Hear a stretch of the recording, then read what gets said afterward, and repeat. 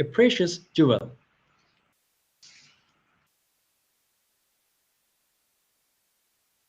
Now, very simply, let's see how golden mean ratio is calculated.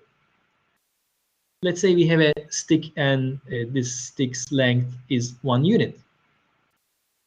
As Euclid suggested, if we cut this stick into two from the 0.618 point, which is here, now we would get 2 sticks. And the 2 sticks ratio to each other would be equal to 1.618. So on the next slide, we will see the 2 sticks here. We see them here. And when we divide 0.382 to 0.618, we get 1.618, which gives us the golden ratio. But the numbers doesn't need to focus on specific numbers like 0.618. We can have other set of numbers, something like this. Let's say we have 7 and 4.3. This can also give us the golden ratio as long as the proportions allow us. Let's see another example. Let's say we have 7 units and 5 units. And 5 divided by 7 would equal to 1.4. And is there golden ratio? No.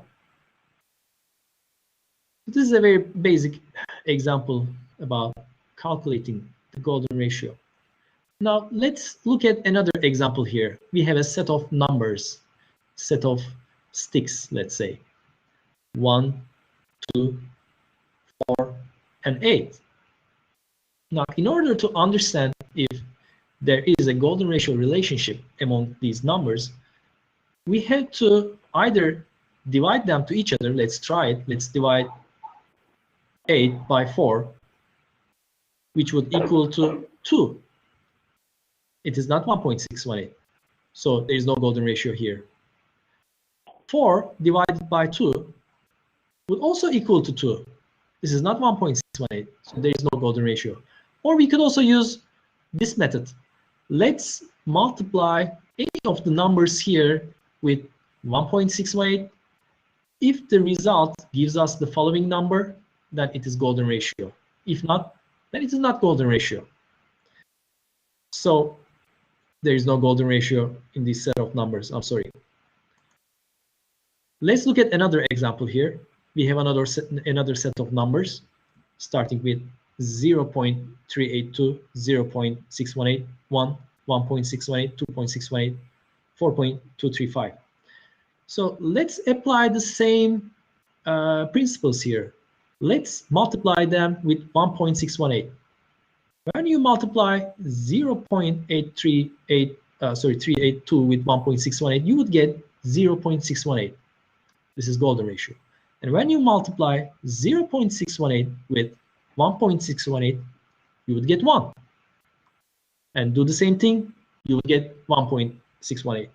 And it continues like that. So there is a golden ratio relationship in this set of numbers. So golden mean ratio is the only number in the universe which have both arithmetic mean and geometric mean. So when we say arithmetic mean, if you add the first number to the second number, you will get the third number. Do the same with the second number and the third number, you would get the fourth number.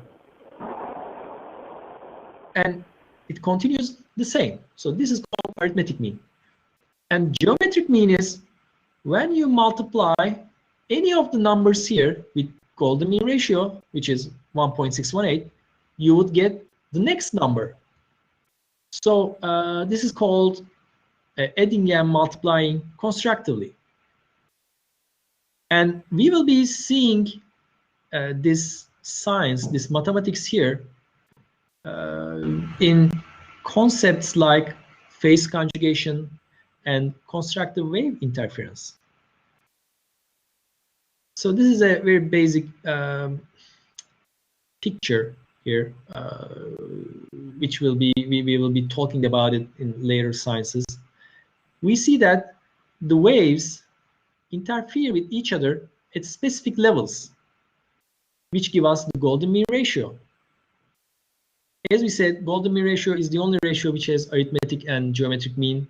Because of that, only golden ratio allows adding and multiplying constructively. Now, this is also called, as I said, constructive wave interference. I will get back to this slide later on tonight.